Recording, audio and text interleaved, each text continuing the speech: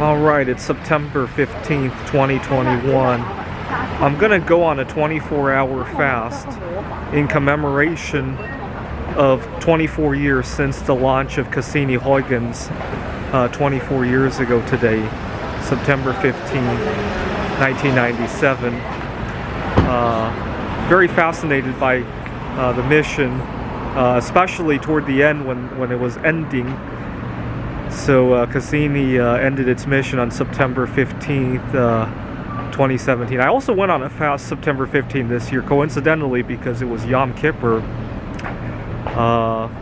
And this is a great event for me to fast, because one of the reasons I wanted to be able to do intermittent fasting, especially for a few days at least, is that one day I want to travel to space. And even traveling here on Earth, the ability to fast has really opened a lot of doors, I would say. So right now I'm recording this video in Seattle, Washington, but I have a lot of connections out in the Rockies, right? Missoula, Montana, Wallace, Idaho. Wallace is about a 5-hour drive away. Missoula is about 8. And when I make those trips and not having to think about where I can stop to eat, not having to worry about making a mess in the car when I eat, it really frees up a lot of the logistics of the travels, let's put it that way. One day I hope to go to the moon. I hope to go to Mars in the year 2084, because there's a conjunction of the Earth with the Sun, and the logistics of that would simplify a heck of a lot.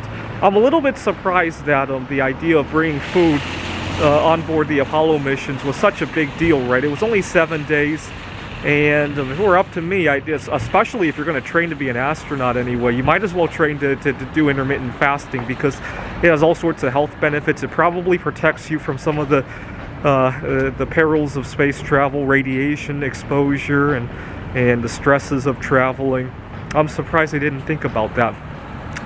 Now, I was watching on the news, current events, there are a bunch of refugees trying to sneak into the EU from Belarus. They're trying to sneak into Poland. And one of the refugees was eating just wild grass and corn that he found in the fields. And I looked at him, he wasn't starving, quite the opposite. And it was probably not the safest thing in the world for him to be eating. I get it, he's lonely about not having something to do, and maybe eating is just a comfort activity that can make him feel at home for a couple moments.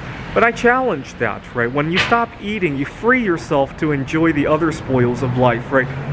You free yourself. For the refugees, they could have bonded with each other a little bit better. They could have enjoyed nature a little bit better. Yes, I understand there's a lot of suffering involved in what they were doing, but the eating and then claiming you're starving when you're really overweight and could use a good 3 or 4 day fast during that time, right?